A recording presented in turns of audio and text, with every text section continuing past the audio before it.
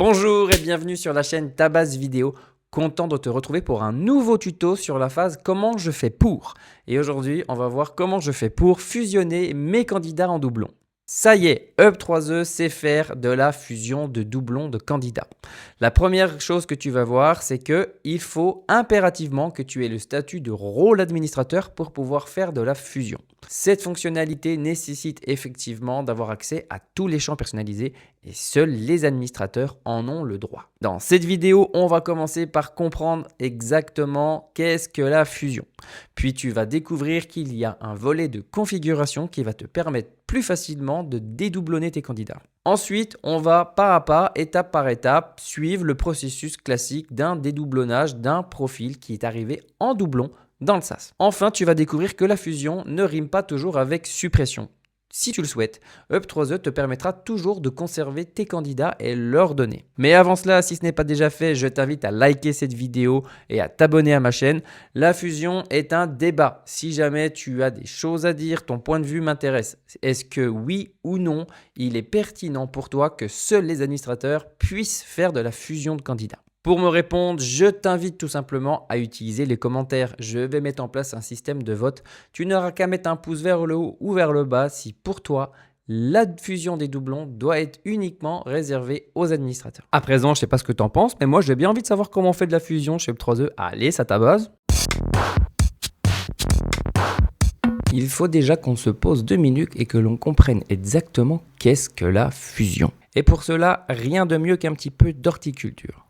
Si demain vous étiez un jardinier 2.0 et que je vous demandais de me faire un palmier hybride entre le palmier californien et le palmier du Japon, il ne vous viendrait pas à l'esprit d'aller débiter ces deux arbres, puis de les couper en petits bouts, les mélanger avec beaucoup d'espoir avant de planter le résultat.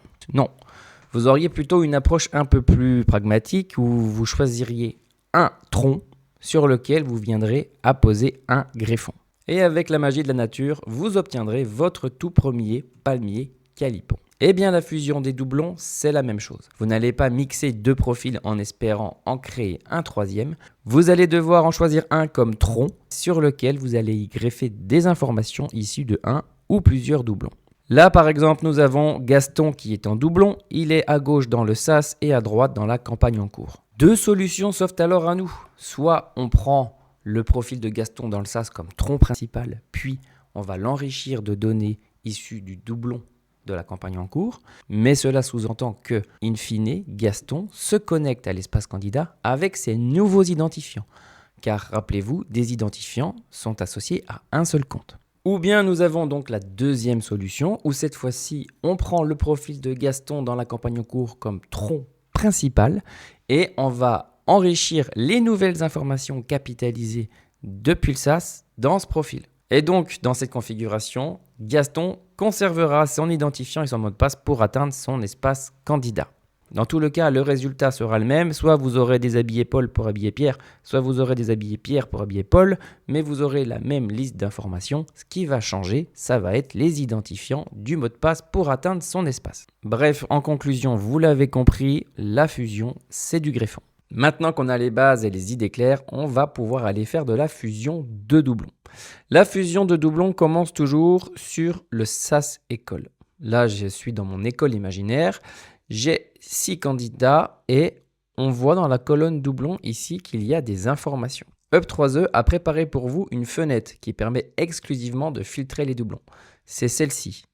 Voir les doublons. Lorsque vous cliquez dessus, vous ouvrez un nouvel objet grid qui vous permet de mettre en lumière les doublons dans votre plateforme. On va commencer par se rappeler les indications. Donc là, regardez, dans la première colonne, j'ai un doublon. Et on me dit qu'avec le panneau rouge, ce candidat a un profil en doublon dans le SAS. Et on me dit que j'ai également un doublon sur la campagne 2025 archivée. Si je survole les panneaux, vous saurez que les panneaux attention rouge, c'est pour vous indiquer que ce candidat a un profil en doublon dans le SAS. Eh bien oui, effectivement, la ligne du dessus est en doublon avec celle qui est en bas.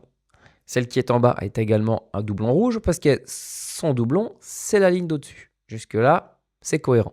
Ensuite, on a un deuxième panneau qui est une indication qui nous dit que cette fois-ci, tu n'as pas un doublon avec une autre personne dans le SAS, mais bien dans une autre campagne. Et c'est ce qui est précisé à gauche ici. Très bien, maintenant, observons comment vous allez pouvoir faire de la gestion de doublons. La première chose qu'il faut savoir, c'est que ici dans la connexion, il y a un icône qui apparaît pour faire de la fusion des doublons. Mais déjà là, on va mettre un stop. Car cette icône ne peut apparaître uniquement si vous avez le rôle administrateur. Pour rappel, lorsque vous allez sur les utilisateurs écoles, lorsque vous avez tous les utilisateurs, nom, prénom, etc., le rôle administrateur, c'est bien le rôle qui est défini ici, à partir de la création. Si vous êtes un recruteur-placeur, vous ne pourrez pas bénéficier de cette icône qui permet de faire de la fusion de doublons. C'est une particularité technique, mais c'était une nécessité pour que Up3E puisse permettre de créer cette fonctionnalité. En effet, lorsque on est amené à faire de la fusion, on va fusionner du candidat, des candidatures, des formulaires interactifs. On va aussi regarder des enrichissements d'interface. Bref, beaucoup de vues vont être sollicitées. Sauf que dans une vue, il n'y a pas tous les champs. Ce que je sous-entends par là, c'est que un recruteur-placeur qui n'aurait pas eu accès à toutes les vues aurait pu faire de la fusion de données sur des informations qu'il ne voit pas. Il aurait très bien pu passer à côté d'un CV, il aurait très bien pu faire de la perte de données, tout simplement parce que son rôle n'est pas d'avoir un regard sur tous les champs de la plateforme, alors qu'un administrateur, lui, le peut. Un administrateur n'est donc pas un rôle à donner à la légère, il peut configurer l'outil, mais aussi il peut regarder, observer l'ensemble des informations de toutes les ressources. Et c'est donc avec cette particularité, ce pouvoir supplémentaire, qu'il peut, lui, consulter toutes les informations et donc faire de la fusion de doublons. À présent, ce que je vous propose, c'est qu'on enchaîne. On va donc faire de la fusion de doublons concernant le profil de Remus Romulus. Pour rappel, il a 3 doublons, 2 dans le SAS, 1 dans la campagne 2025 archivée. Et que je clique ici ou ici, ça mènera au même endroit. Ça va vous ouvrir une modale qui permet de faire de la gestion de fusion. Si on découvre ensemble cette nouvelle page, on va prendre le temps d'observer des choses de haut en bas. Vous avez le titre en haut à gauche et tout de suite la possibilité d'arrêter de faire de la fusion. Si vous faites ça, vous revenez directement sur le SAS et peu importe si vous aviez commencé le processus, vous n'aurez absolument perdu aucune donnée. Donc n'ayez pas peur de quitter le processus en cours de route, ça ne va rien casser. Si je retourne sur ma fenêtre, le deuxième bouton que je voulais vous montrer, c'est celui-ci. Lorsque vous cliquez dessus, vous avez la possibilité de diminuer la fenêtre et puis de la déplacer, peut-être de la mettre sur un second écran, c'est peut-être plus facile. Si vous recliquez dessus, ça repasse en plein écran. Ensuite, on voit 3 doublons de Romulus Remus. Et on nous dit, cliquez sur un candidat pour le définir comme principal. Rappelez-vous la vidéo d'intro. Là, ce qu'on est en train de me demander, c'est quel est le tronc principal que tu vas vouloir sélectionner pour venir y greffer des informations. Comment faire un choix aussi cornélien? Eh bien, soit vous avez déjà la stratégie de base et vous savez que, dans tous les cas, vous allez garder le tronc de la campagne 2025 archivé parce que vous ne voulez pas que le jeune ait de nouveaux identifiants. Et donc, vous allez enrichir à partir des nouvelles demandes cet ancien profil.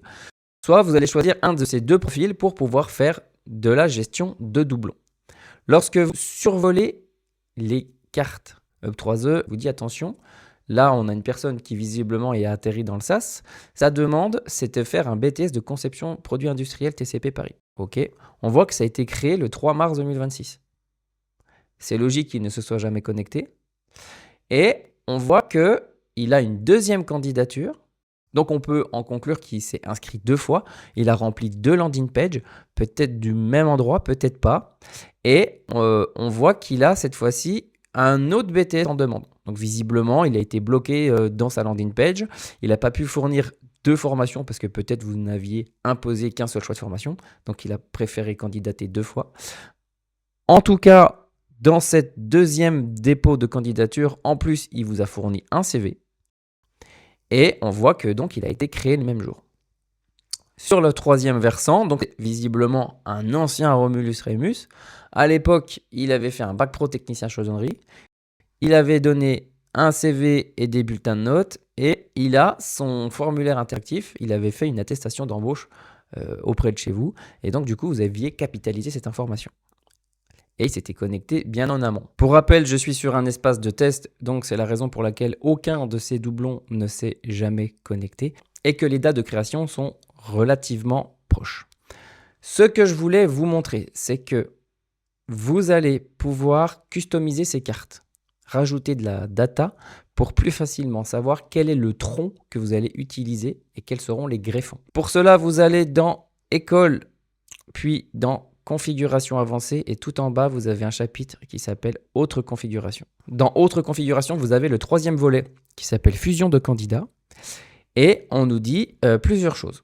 Déjà, sachez que vous avez la possibilité de choisir les types d'historique à utiliser pour être notifié. Parce que vous pouvez être notifié lorsqu'une fusion a été faite. En tant que valeur sur le candidat, donc un type d'historique de type candidat, mais aussi sur l'école. Donc, vous pouvez choisir parmi la liste, mais ce qu'on vous propose, c'est d'utiliser tout simplement ce que Up3E a créé pour vous. Mais là, ce qui va nous intéresser un peu plus, c'est les champs personnalisés du candidat à afficher dans la carte de fusion. Et là, vous voyez, on a absolument tout votre vivier de champs personnalisés. Et moi, je trouve que ce qui peut être intéressant, c'est par exemple de mettre la provenance.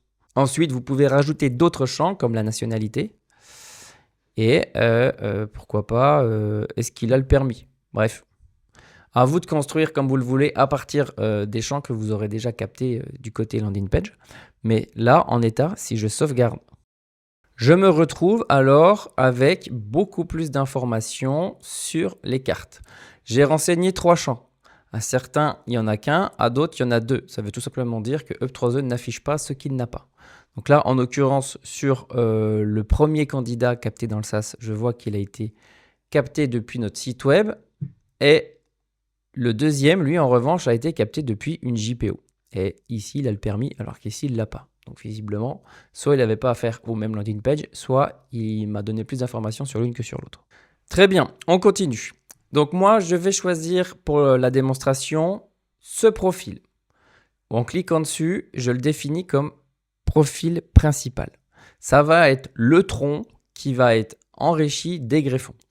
J'ai la possibilité ensuite de choisir quels sont les doublons pour lesquels je veux faire de la fusion.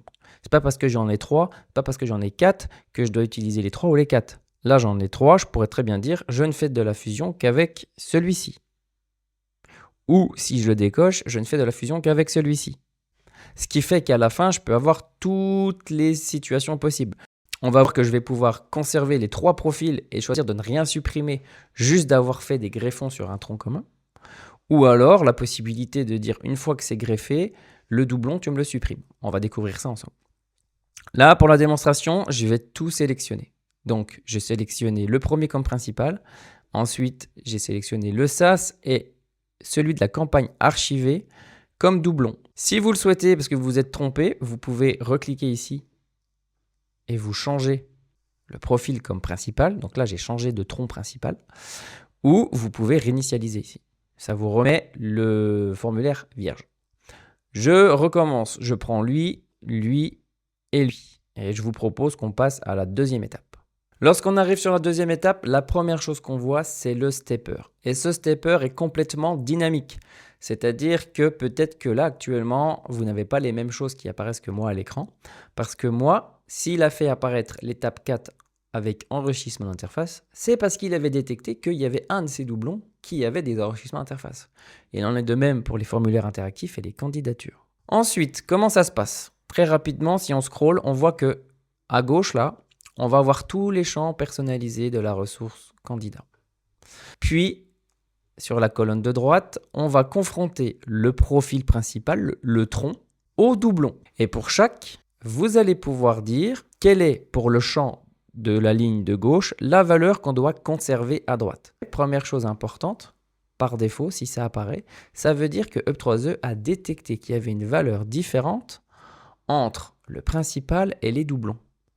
Est-ce que c'est le cas? Eh bien oui, là j'ai un numéro qui termine par 81, alors que là, pour le deuxième doublon, il termine par 80. Donc ça veut dire que dans la campagne archivée, il avait un ancien numéro qui n'est plus celui qu'actuellement. Ensuite, visiblement, il a déménagé. L'adresse du doublon de la campagne archivée est différente des 2 nouveaux captés dans le SAS. Il a visiblement quitté Grenoble pour aller sur Lyon. Donc voilà. Déjà, la première chose qu'il faut savoir, c'est que ce qui apparaît à l'écran, ça veut dire que Up3E a détecté que c'était différent du tronc principal. Et pour chaque, vous allez pouvoir dire, alors non, je me suis bien renseigné, il est plus à Lyon, il est revenu à Grenoble. Et donc dire, alors, à la fin de la fusion, je veux que tu m'enlèves, par exemple, le code postal, la ville et l'adresse, qui était à Lyon pour enrichir le tronc principal de l'adresse de Grenoble. C'est pas plus compliqué que ça. Là, en l'occurrence, on va rester cohérent. Non, le jeune m'a dit qu'il était à Lyon, il est à Lyon, il n'est plus à Grenoble. À l'époque, j'avais un gestionnaire de compte qui était sur Romulus Remus de la campagne archivée. Là, il est arrivé dans le SAS. Je ne lui ai pas encore donné de gestionnaire de compte. C'est pour ça que c'est vide. Alors, je vais conserver le gestionnaire qu'il avait à l'époque et qui connaît peut-être déjà son dossier. En cochant ici, dans le tronc principal, à la fin, on verra que Romulus Remus, qui est dans le SAS, aura pour gestionnaire de compte Alix Romain. J'ai le permis, provenance, etc., etc. Vous avez compris, vous allez pouvoir choisir ce qui se passe et quelle data doit remplacer quelle autre data. Et attention, j'ai bien dit remplacer. Vous ne pouvez pas cumuler. Vous ne pouvez pas dire pour la provenance, je choisis de garder la dernière à jour, celle que j'ai captée dans le SAS, mais j'aimerais bien supprimer les doublons et conserver l'historique de dire que il avait été ajouté manuellement quand il était en 2025 dans la campagne 2025 et puis qu'il a eu une autre doublure via le site web.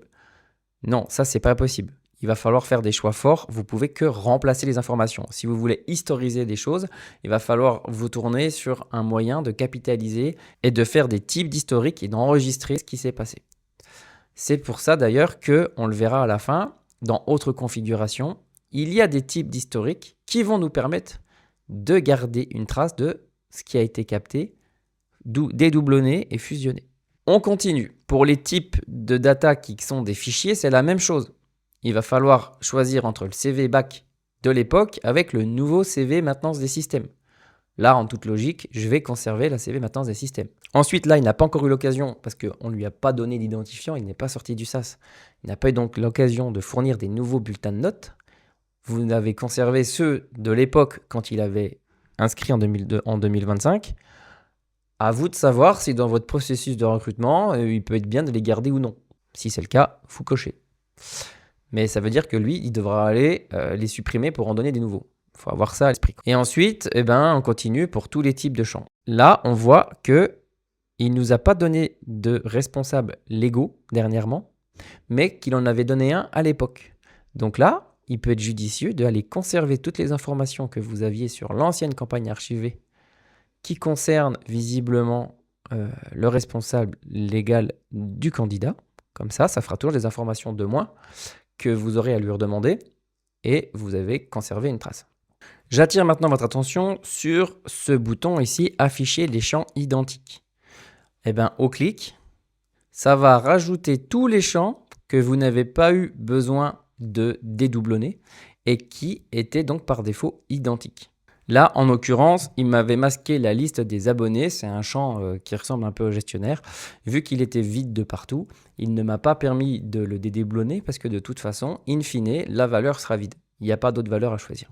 Donc là, ça y est, à partir d'ici, on est déjà en train de construire un arbre principal en vert sur lequel on va aller mettre du greffon en bleu. Donc ça va aller, in fine, se mettre sur la colonne de gauche et à la fin, on aura un Romulus Remus dans le SAS avec des responsables légaux et des bulletins de notes et un gestionnaire de compte. À présent, continuons vers les candidatures. Sur l'étape des candidatures, la première chose qu'on nous dit, c'est choisissez les candidatures que vous souhaitez conserver après la fusion. Une seule candidature par formation. Bah oui, c'est logique. Si il postule chez vous 2 fois dans le SAS et qu'il veut faire 2 fois un BTS maintenance des systèmes, in fine, il va aller que dans une promo. Donc, il faut fusionner qu'une seule candidature identique. Par défaut, lorsque vous arrivez, il présélectionne Up3E la candidature rattachée au candidat principal. Parce qu'il part du principe que si vous l'avez conservé, c'est parce que vous voulez conserver sa candidature. Vous avez la possibilité de cliquer dessus pour avoir des informations. Il a déjà renseigné le site où il va aller. Cette formation est prioritaire. Il va rentrer en première année et les autres champs sont vides parce qu'on ne les a pas encore qualifiés. En dessous, on a la candidature qu'il avait fait à travers le 2e doublon dans le SAS. Il voulait faire un BTS conception des produits industriels. Donc là, déjà, c'est à vous de trancher. Soit vous n'avez pas eu le candidat au téléphone et vous ne savez pas s'il hésite entre l'un et l'autre. Dans ce cas-là, et c'est à ça que ça sert la fusion, eh ben, il suffit tout simplement de cliquer. Et là, on va aller rajouter cette candidature au greffon principal. Et on voit également la dernière candidature, celle qu'il avait faite à l'époque dans la campagne 2025. Moi, dans mon esprit, je ne vais pas la rajouter pour la simple et bonne raison que je ne vais pas supprimer ce doublon. Je veux le garder en historique. Moi, j'ai décidé de historiser ma campagne et de laisser les profils candidats de l'époque dedans. Comme ça, j'ai un historique de tout ce qui s'est passé pour cette campagne. Donc, je ne vais pas le rajouter parmi la liste des candidatures de Rémus parce que ça ne concerne pas sa nouvelle année. Ensuite, j'attire votre attention sur ça. Valeur invalide avec 2 points nouveaux. Qu'est-ce qui se passe? Ça là, vous auriez pu également l'avoir dans cette liste de champs. Et quand il y a écrit valeur invalide, ça veut dire que Up3E est bien embêté, mais il ne peut plus vous présenter la donnée comme elle était à l'époque parce qu'elle n'existe plus. Et là, en l'occurrence, c'est ce qui s'est passé. J'avais des statuts internes avant de faire la démonstration qui s'appelaient nouveau. C'était quand il arrive dans la promo, il a un statut interne, en coché, il est nouveau. Sauf que je les ai modifiés pour faire des démos et il s'appelle plus nouveau. Par contre, dans le 3E, il est enregistré en tant que nouveau. Donc là, il me dit, écoute, je suis bien embêté, je ne peux pas te permettre de garder cette valeur parce qu'elle n'existe plus. Mais à l'époque, elle valait telle data et c'était nouveau.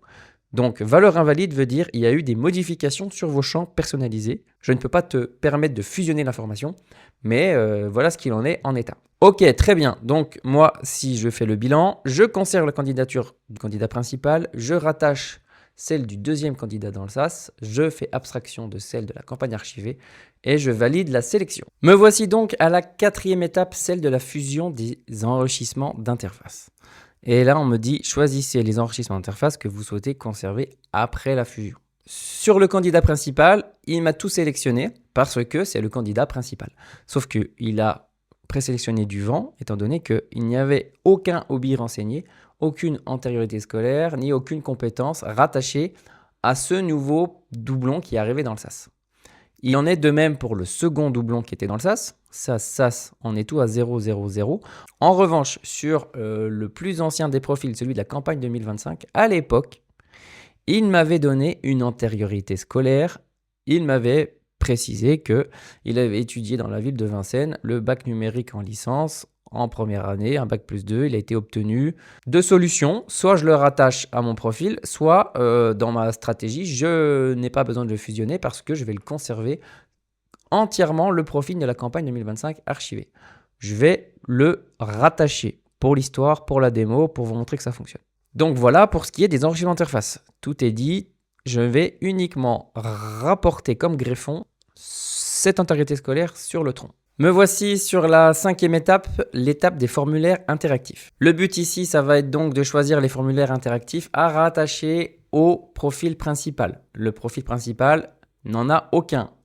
Il en est de même pour le deuxième profil dans le SAS. En même temps, c'est normal, ils viennent d'arriver dans le SAS, je n'ai pas eu besoin de leur créer de documents interactifs. En revanche, l'ancien profil, lui, avait une attestation d'embauche.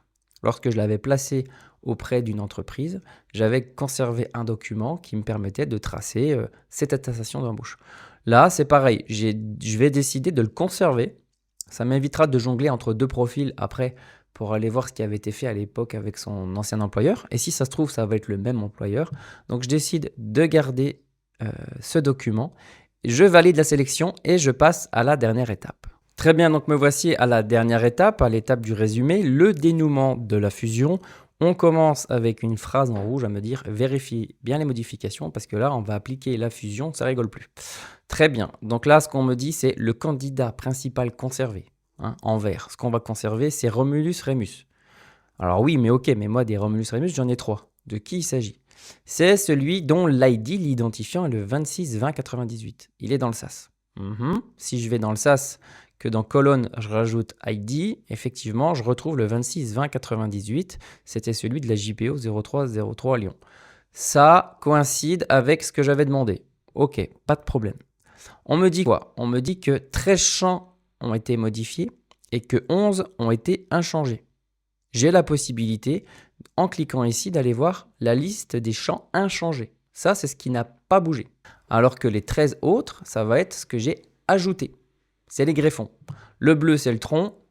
Les verts, c'est les greffons.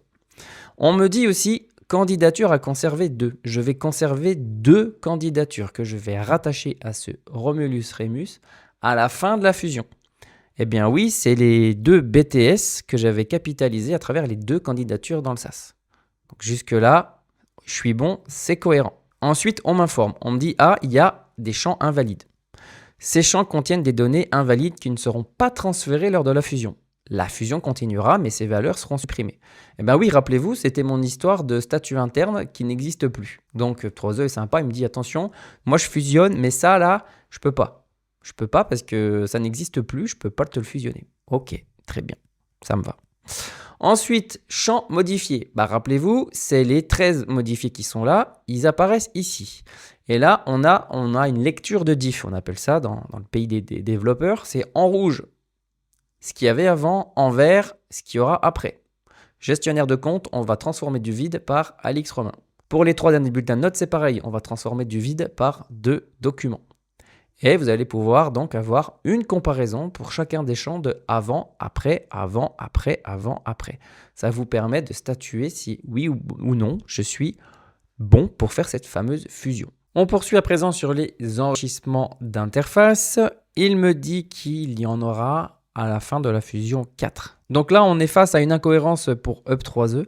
Ils vont apporter un correctif, mais in fine, il n'y aura bien qu'une seule antériorité scolaire, celle du Romulus de la campagne archivée qui va apparaître. Si on scrolle, on tombe sur la liste des formulaires interactifs à conserver. On n'avait conservé qu'un seul document, c'était l'attestation d'embauche. Donc là, on la retrouve bien, on retrouve l'ID du document ainsi que la ressource liée. Avant de passer à l'étape finale, si jamais vous avez des doutes, le bouton retour sert bien à ça. Vous allez pouvoir aller faire des modifications sur vos étapes et revenir à la fin au résumé. Ça ne va absolument pas perdre vos informations. Ce qui peut faire perdre tout ce que vous avez déjà capitalisé, c'est de cliquer sur le bouton ici pour clore la modale. Mais vous pouvez sinon retourner en arrière, faire des modifications et revenir. À présent, passons à l'étape de la gestion de la suppression des candidats. Donc là, on nous dit quoi? C'est qu'en état, si on valide et confirme la fusion, 2 candidats vont être supprimés. On va supprimer le Romulus Remus qui est dans le SAS, donc le deuxième doublon, celui dont la provenance était site web. Il avait une candidature, mais elle va être conservée. Elle avait l'ID qui terminait par 521, mais on va supprimer le candidat, mais conserver la candidature. Ça montre bien que candidat et candidature sont 2 ressources différentes dans UP3E. Cette candidature, on va la fusionner au principal. Si vous remontez tout en haut, on nous disait bien que la candidature qui finissait par 521 allait bien être conservée et rattachée au candidat principal. Donc, Romulus va être supprimé, sa candidature va être conservée. On nous dit aussi que Romulus de la campagne 2025 archivée va être supprimé et que la candidature qui était associée à cet individu, au Romulus de l'époque, quand il avait fait un bac pro, va également être supprimée. Moi, dans ma stratégie, c'est pas ce que je souhaite. Je veux effectivement supprimer le doublon qui est dans le SAS, mais je veux conserver celui que j'ai capitalisé 1 an, 2 ans en arrière pour mes statistiques, pour qu'il remonte dans mon Power BI, dans mon reporting UP3E. Donc, je décoche le à supprimer. Il repasse au vert. Ici, on nous fait signe qu'il n'y en a plus qu'un qui va être supprimé. Ici, on nous fait signe que la candidature, du coup, va être conservée. Si je le refais supprimer, elle était à supprimer. Non, nous, ce qu'on veut, c'est qu'elle soit conservée. Et on termine en nous précisant qu'un seul candidat sera supprimé après la fusion. Donc là, super, c'est bon pour moi. J'ai fait le tour de tous les points à vérifier. J'ai un candidat principal, les informations qui vont être fusionnées corrèlent avec ce que je souhaite. Je vais bien conserver les enrichissements d'interface, le formulaire interactif. Je vais bien supprimer un candidat et conserver toutes les candidatures et garder le profil de l'époque qui était archivé. Je valide et confirme la fusion. Là, pas de panique parce qu'on a une deuxième lecture. On nous explique tout ce qui va se passer. Vous êtes sur le point de fusionner 3 candidats, c'est vrai.